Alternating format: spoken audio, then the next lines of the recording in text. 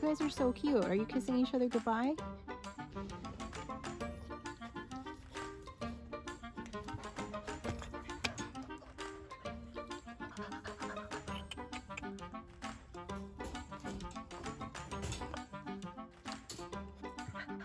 Chowder.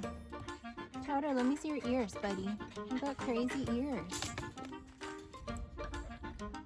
Oh, now you finally get to rest, huh? Now you're all by yourself? You're a good girl. You're such a good girl. We're gonna go get your brother, okay? We're gonna go see Bruce. Are you okay? Baby, we're gonna go see Bruce. We're gonna go get your brother. Yeah, we're gonna go get your new brother. Your old brother.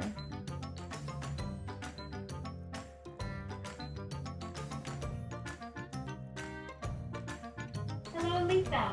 Hi. Yeah, it's been a while. The last few weeks I've been fostering puppies.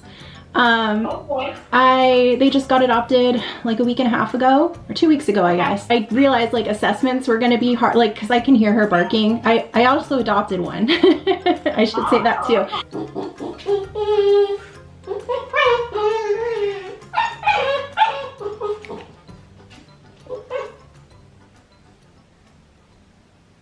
What is on your face? Hello there. So it's been a while since I've done a couch video or any video at all.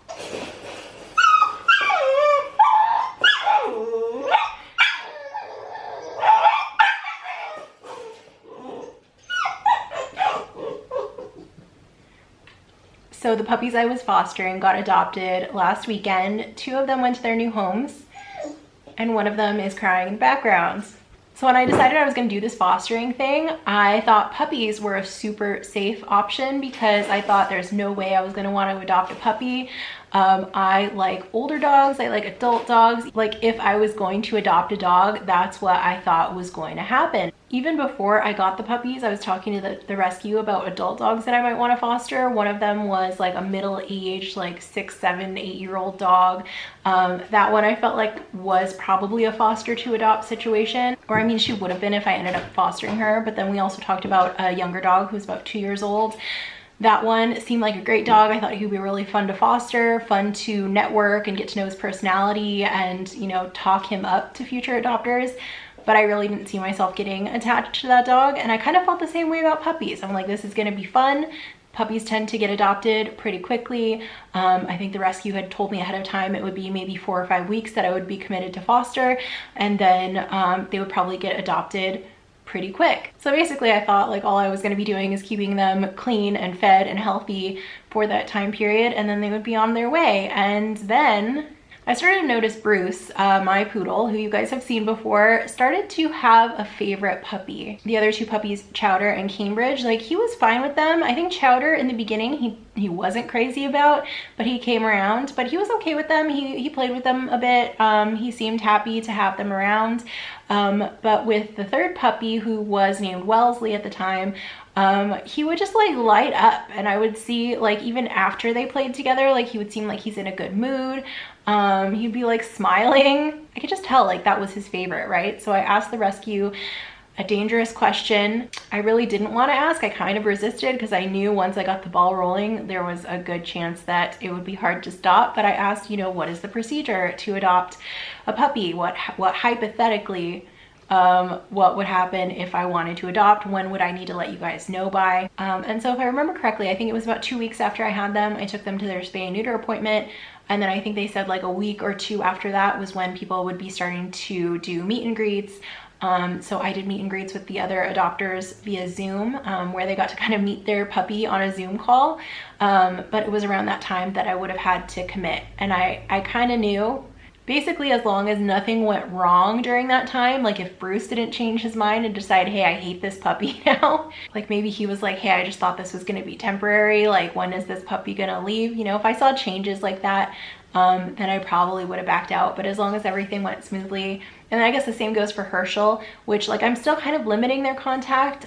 He's been around her and they've done fine, but always so far it's always been with a barrier between them. And that's mainly a couple of reasons. I just want her to stay calm while he's around, and I feel like if they are in open space together, she's gonna get too excited. And I also kind of want to let him be able to go at his own pace and interact with her when he wants to. And I feel like he is going to want to. Judith, do you want to be in the video? Okay, so this is Judith. Are you wagging your tail because I said your name? That's adorable. Do you see yourself? Oh my, I feel like she looks huge now. She wasn't in the last video. I know I had clips of her, but not her herself. She didn't make an appearance. And I mean, obviously when I pick her up and like take pictures of her, I can tell a huge size difference, but just like looking on video, it's insane. When I got her, I think, so she was the smallest of the three that I had. I think when I got her, she was 5 pounds and the other 2 were 6. At their spay neuter appointments, the other 2 were 10 pounds and she was still 9. And so I weighed her a couple days ago. She was 16. So she officially weighs more than Bruce now. Bruce is 15. He is still taller than her though. We haven't reached that milestone yet. Dude, when I first started filming, she was crying and I think now she just wants to go to sleep. Are you tired? You gonna go to sleep? Are you tired, baby?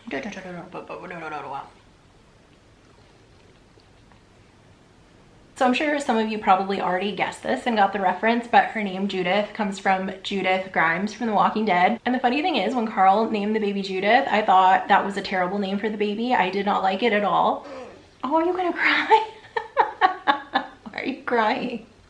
But I feel like the dynamic between her and the other puppies, like once, especially when she was really little and I started to see her personality come out, she was very sweet and sensitive, but she was like tough when she needed to be.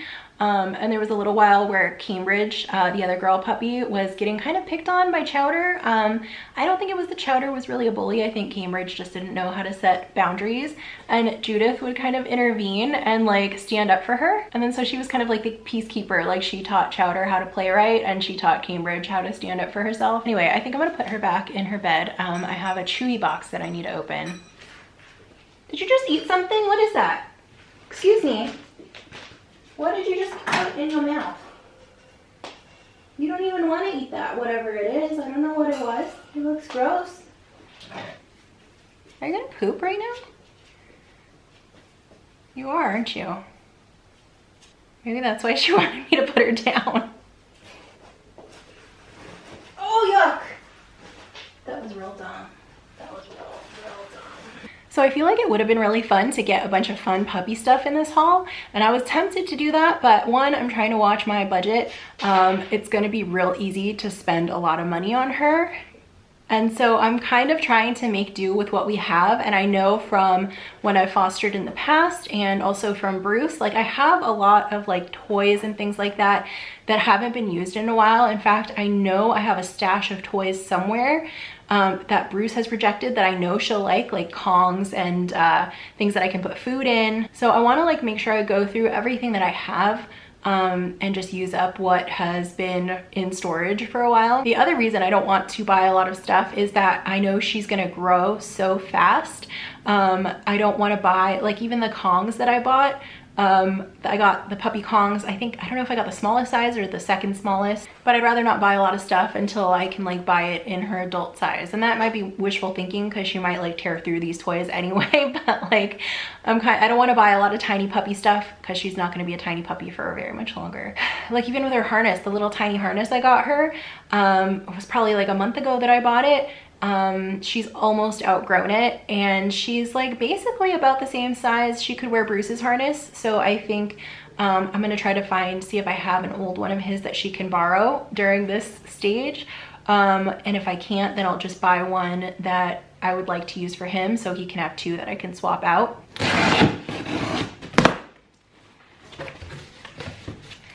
Okay, so here is what I got.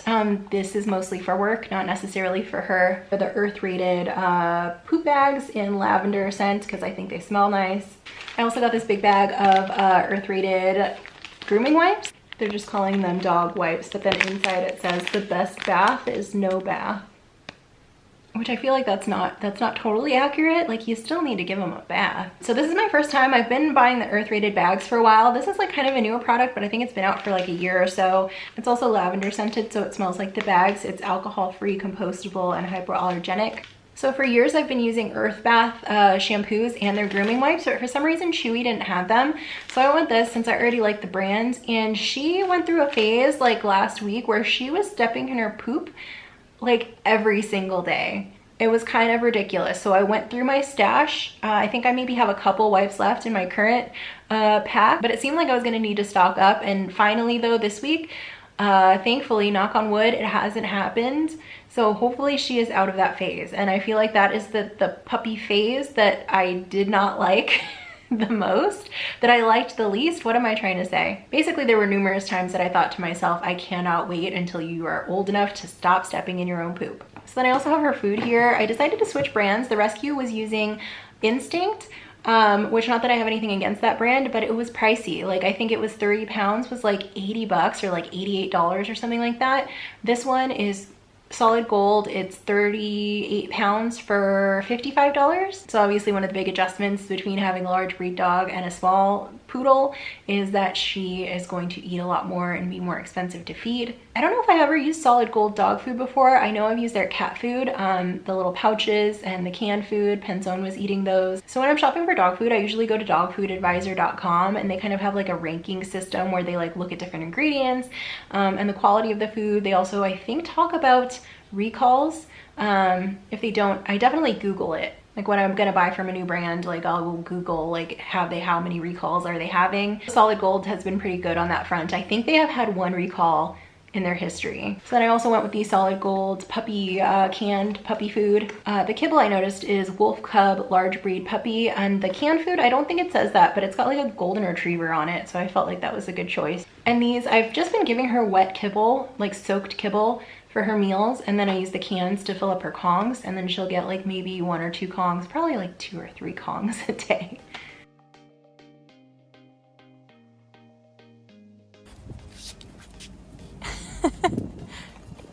Yes.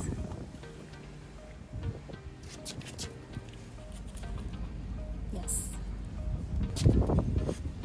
Yes.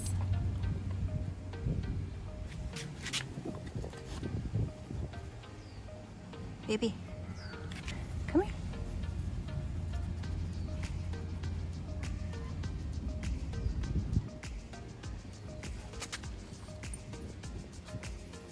Yes.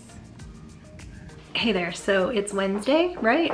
Wednesday afternoon. I'm heading out to work in a minute, and I realized I never actually ended this vlog, so I was gonna do that, and then it can be uploading like while I'm at work. I don't know if you can hear the puppy's tail wagging in the background. She's like whacking it against the floor. Anyway, you saw earlier in the video I had an advisor meeting with my faculty advisor from Victoria Stilwell Academy, and I mentioned that I got behind on my assessments. So all of the assessments that I have left, I think except for maybe one, are practical, where I have to like film myself teaching something or showing something that I've trained a dog to do. And so now that we're down to just 2 dogs, it's gonna be a lot easier to get that stuff done.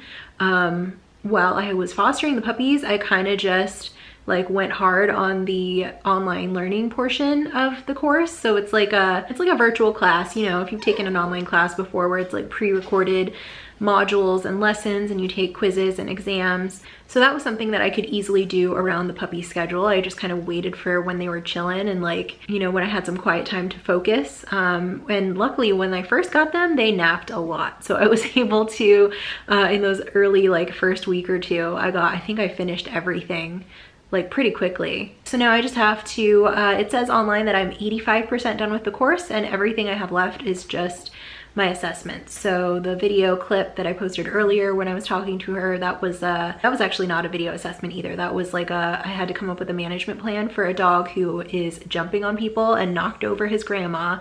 And basically it's like, what can I tell the person to do before our first training session to like keep everybody safe and kind of like manage behavior until I'm able to train. So earlier today I was working with Judith, teaching her how to sit, which is something she's kind of started to learn on accident already. Just like when I'm giving her treats, I don't want to give her a treat while she's acting wild, so I kind of wait for her to calm down.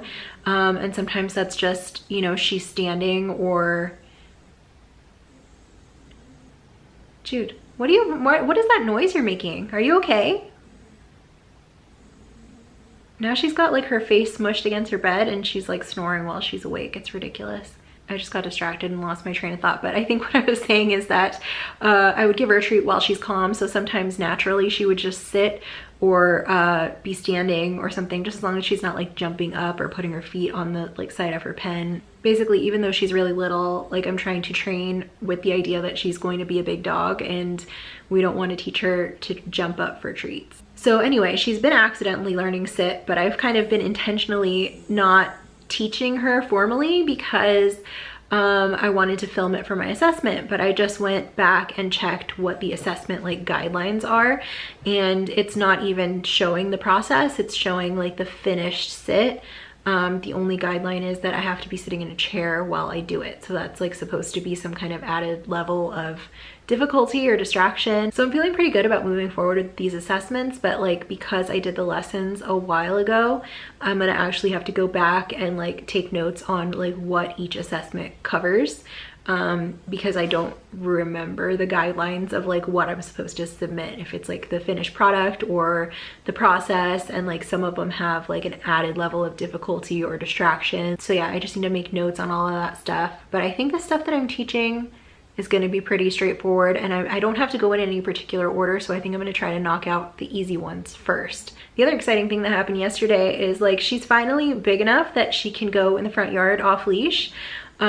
She used to go in the front yard off leash when like a week or so after her spay. I kept her cone on like longer than necessary because I have a picket fence out front and I could let her run around with the cone on and like not worry about her busting through the fence. But since she's had her cone off, I've just been taking her out off leash.